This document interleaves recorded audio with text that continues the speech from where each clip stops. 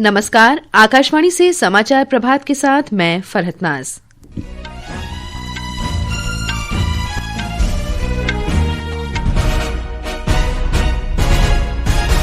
और अब मुख्य समाचार। प्रधानमंत्री नरेंद्र मोदी आज नई दिल्ली में स्टार्टअप इंडिया पहल के 1 दशक पूरे होने के उपलक्ष्य में आयोजित कार्यक्रम में भाग लेंगे।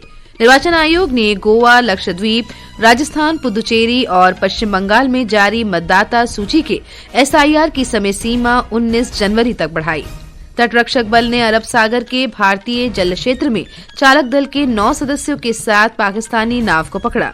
भारतीय दूतावास ने इजरायल की गैर जरूरी यात्रा करने से बचने की सलाह दी। भारत ने अंडर-19 क्रिकेट विश्व कप में डकवर्थ लुईस नियम के अंतर्गत अमेरिका को 6 विकेट से हराया। और इंडिया ओपन बैडमिंटन टूर्नामेंट के पुरुष सिंगल्स क्वार्टर फाइनल में आज लक्ष्य सेन का सामना चीनी ताइपे के लिन चुनयी से होगा। और अब समाचार विस्तार से। प्रधानमंत्री नरेंद्र मोदी आज नई दिल्ली के भारत मंडपम में स्टार्टअप इंडिया पहल के 1 दशक पूरे होने के उपलक्ष्य में आयोजित कार्यक्रम में भाग लेंगे।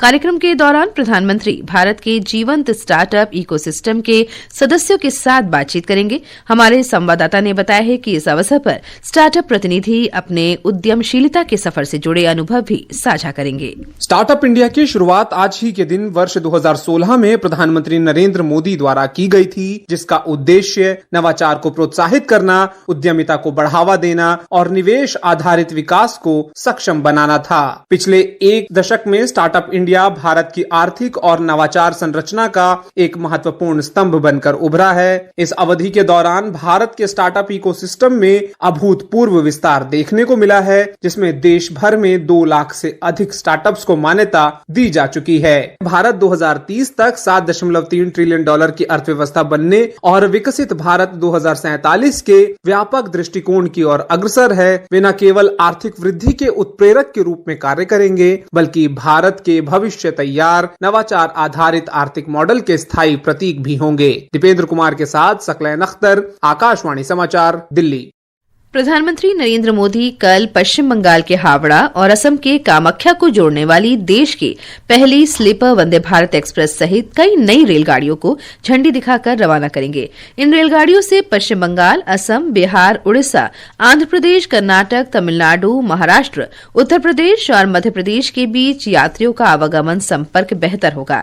प्रधानमंत्री रविवार को हावड़ा और आनंद विहार टर्मिनल के बीच अमृत भारत एक्सप्रेस, सियालदा और वाराणसी के बीच अमृत भारत एक्सप्रेस तथा संतरागाछी और तांबरम के बीच अमृत भारत एक्सप्रेस का उद्घाटन करेंगे। केंद्रीय ऊर्जा मंत्री मनोहर लाल ने कहा है कि भारत की विद्युत स्थापन उत्पादन क्षमता वर्ष 2014 के 249 गीगावाट से बढ़कर 2025 में 510 गीगावाट से अधिक हो गई है, जो 2 गुने से भी ज्यादा है। कल नई दिल्ली में भारत विद्युत सम्मेलन 2026 के पूर्वालोकन में श्री मनोहर लाल ने कहा कि भारत विद्युत आधिक्य के नए युग में पहुंच गया है। माननीय प्रधानमंत्री जी के विजनरी लीडरशिप में भारत ऊर्जा की दिशा में न केवल तेजी से आगे बढ़ रहा है, बल्कि क्रांतिकारी परिवर्तन भी कर रहा है। आज भारत का पावर सेक्टर एक नए चरण में प्रवेश कर चुका है, एक ऐसा चरण जिसकी पहचान रिलायबिलिटी और एक्सेसिबिलिटी से होती है। निर्वाचन आयोग ने गोवा, लक्षद्वीप, राजस्थान, पुदुचेरी और पश्चिम बंगाल में जारी मतदाता विशेष गहन पुनरीक्षण SIR की समय सीमा 19 जनवरी तक बढ़ा दी है। अब लोग 19 जनवरी तक दावे और आपत्तियां दर्ज करा सकते हैं। एक पत्र में निर्वाचन आयोग ने कहा है कि इन राज्यों और केंद्र शासित प्रदेशों के मुख्य निर्वाचन अधिकारियों CEO के अनुरोधों और अन्य प्रासंगिक कारणों पर विचार करने के बाद संशोधित समय सीमा तय की गई है। निर्वाचन आयोग ने CEO को दावे और आपत्तियां दर्ज करने की अवधि में विस्तार के बारे में व्यापक प्रचार सुनिश्चित करने का भी निर्देश दिया है। समाचार कक्ष से मेघना शर्मा। सर्वोच्च न्यायालय ने पश्चिम बंगाल पुलिस द्वारा प्रवर्तन निदेशालय के अधिकारियों के खिलाफ दर्ज प्राथमिकी पर रोक लगा दी है। हाल ही में कोलकाता स्थित राजनीतिक परामर्श कंपनी IPAC के परिसर और उसके सह संस्थापक प्रतीक जैन के आवास पर की गई तलाशी की कार्रवाई के संबंध में प्राथमिकी दर्ज की गई थी। न्यायालय ने जवाबी हलफनामा दाखिल करने के लिए 2 सप्ताह का समय दिया है। अगली सुनवाई 3 फरवरी को होगी।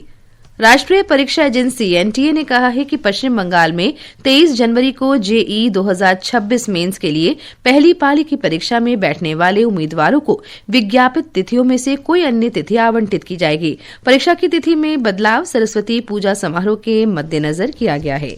ये समाचार आकाशवाणी से प्रसारित किए जा रहे हैं। ताजा समाचार जानने के लिए आप हमारे social media handle @AIR News Hindi को फॉलो कर सकते हैं।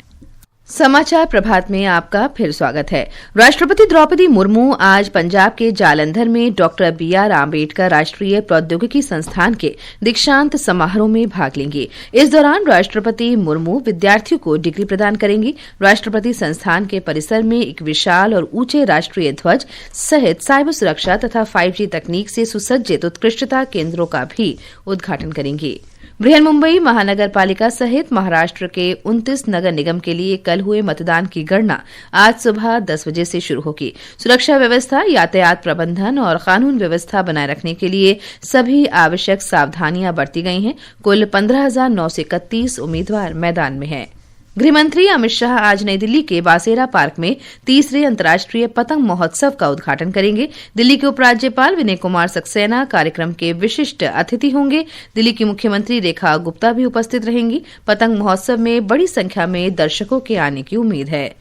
तटरक्षक बल ने अरब सागर में भारतीय समुद्री सीमा में पाकिस्तानी नौका अल मदीना को पकड़ा है। मछली पकड़ने वाली इस नाव में चालक दल के 9 सदस्य सवार थे। पाकिस्तान की नाव ने भागने का प्रयास किया, लेकिन तटरक्षक बल ने नाव को रोका और उसकी तलाशी ली। इसके बाद नाव को पोरबंदर बंदरगाह ले जाया गया। इजरायल की राजधानी तेल अवीव स्थित भारतीय दूतावास ने क्षेत्र में मौजूदा स्थिति को देखते हुए भारतीय नागरिकों को इजरायल की अनावश्यक यात्राओं से बचने की सलाह दी है। एक रिपोर्ट।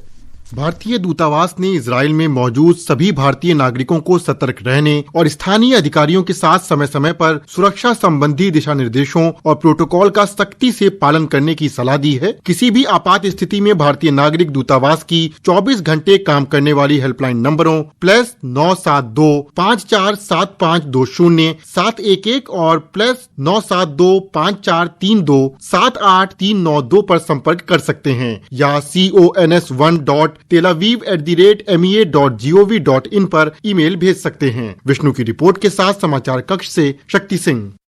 संयुक्त राष्ट्र सुरक्षा परिषद ने ईरान में राष्ट्रव्यापी प्रदर्शनों में हजारों लोगों की मौत की बढ़ती चिंताओं के बीच कल रात न्यूयॉर्क में एक आपातकालीन बैठक की।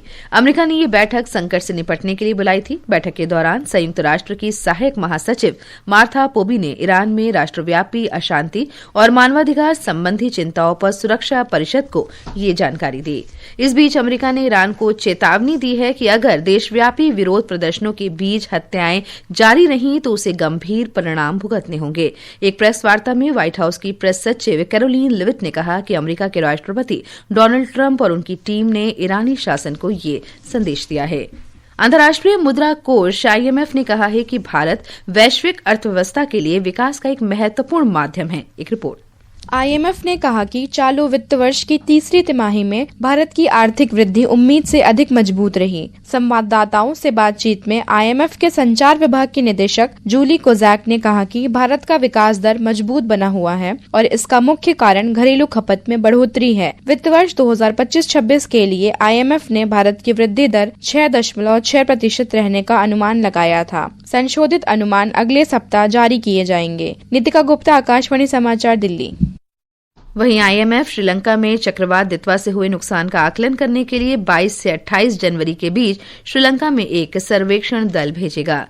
मौसम विभाग ने आज दिल्ली, हरियाणा, चंडीगढ़, पंजाब, उत्तराखंड और उत्तर प्रदेश में घने कोहरे का ऑरेंज अलर्ट जारी किया है।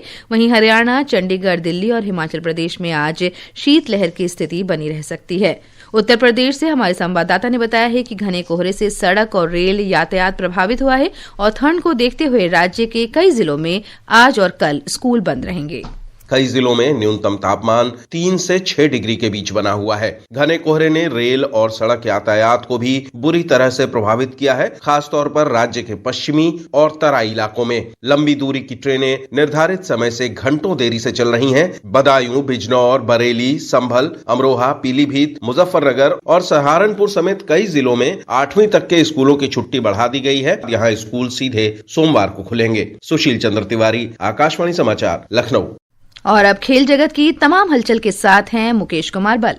जी फरहत, खेलों की दुनिया में शुरुआत करते हैं क्रिकेट से। आईसीसी अंडर 19 क्रिकेट विश्व कप के पहले मैच में भारत ने अमेरिका को डकवर्थ लुइस नियम के तहत 6 विकेट से हरा दिया। कल जिम्बाब्वे में खेले गए मैच में पहले बल्लेबाजी करते हुए अमेरिका की टीम 35 ओवर 2 गेंद में मात्र 107 रन बनाकर आउट हो गई। इसके बाद बारिश के कारण मैच 37 ओवर का कर दिया गया। 96 रन का संशोधित लक्ष्य भारतीय टीम ने आसानी से हासिल कर लिया। भारत के हनिल पटेल को 5 विकेट लेने के लिए मैन ऑफ द मैच चुना गया। ग्रुप ए के अगले मुकाबले में कल भारत का मुकाबला बांग्लादेश से होगा। और फरहत, अगर बात करें बैडमिंटन की तो इंडिया ओपन बैडमिंटन टूर्नामेंट के पुरुष सिंगल्स के क्वार्टर फाइनल में आज दिल्ली में लक्ष्य सेन का सामना चीन के लिन चू यी से होगा। इससे पहले खेले गए मैच में लक्ष्य सेन ने जापान के केंटा निशिमोतो को हराया। और फरहत, अब रुक करते हैं फुटबॉल के मैदान का। भारतीय सीनियर महिला football team blue tigers team के 26 सदस्यों का एक दल तुर्की में प्रशिक्षण शिविर में शामिल होने के लिए कल रवाना हुआ। रवानगी से पहले भारतीय टीम ने 12 से 14 जनवरी तक हरियाणा के गुरुग्राम में 3 दिन तक अभ्यास किया। भारतीय टीम तुर्की के मनवागत शहर में 3 यूरोपीय क्लबों के साथ खेलेगी। विंगर सौम्या गुगुलथ और मिडफील्डर कार्तिका अंगामुथु चोटिल होने के कारण टीम में शामिल नहीं है। जी फरहत, खेलों की दुनिया से बस आज इतना ही।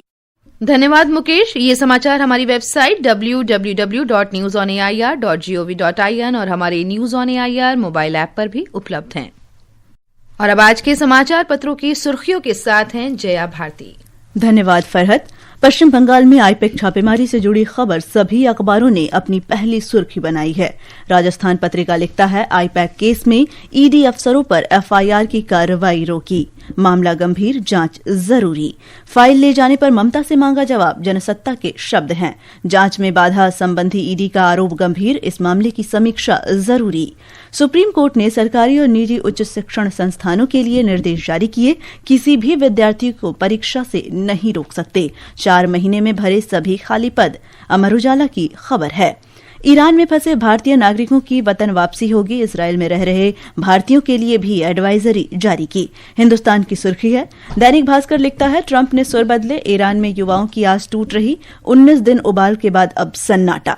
देशबंधु ने नई दिल्ली में कर्तव्य पथ पर गणतंत्र दिवस परेड के लिए अभ्यास करते भारतीय सेना जवानों की तस्वीर प्रकाशित की, जिसमें कई जवान तिरंगे के साथ बाइक पर बैलेंस बनाते नजर आ रहे हैं।